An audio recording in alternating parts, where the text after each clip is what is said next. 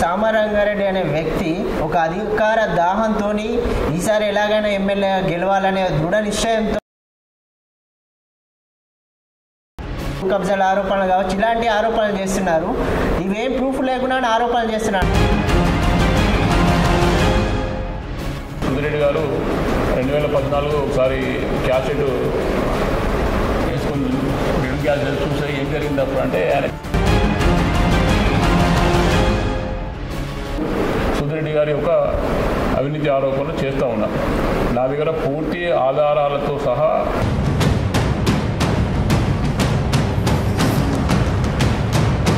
తప్ప ఏదో గాలి మాటలు ఏదో ఆయన మీద ఏదో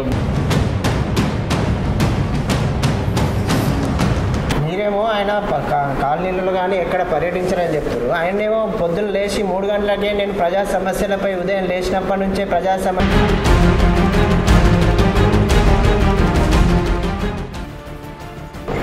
ఎవరు లేకపోతే చూసుకుంటే బాగుంటుందని చూస్తానికి వస్తాడు.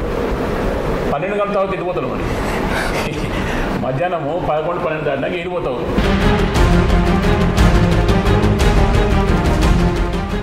దేనికోసం అంటున్నాను నువ్వు 12 తర్వాత ఏం చేస్తావు?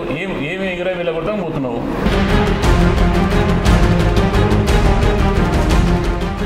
అయితే బీజేపీకి ఏదైతే జిహెచ్ఎంసీలో ప్రజలు మీపై నమ్మకంతో గెలిపించారో ఆ నమ్మకాన్ని ఇప్పుడున్న కార్పొరేటర్లు నిలబెట్టుకోలేరని చెప్పి బీజేపీ కార్పొరేటర్లు వసూలు పాల్పడుతున్నారు.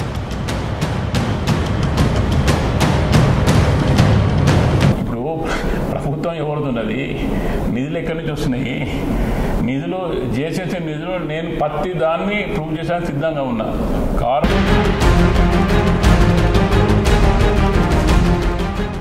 ఎల్బీనగర్ నియోజకవర్గం నుంచి మీతో పాటు చాలామంది ఇప్పుడు కార్పొరేటర్లుగా పోటీ చేసిన చాలామంది కూడా ఎమ్మెల్యే అభ్యర్థిగా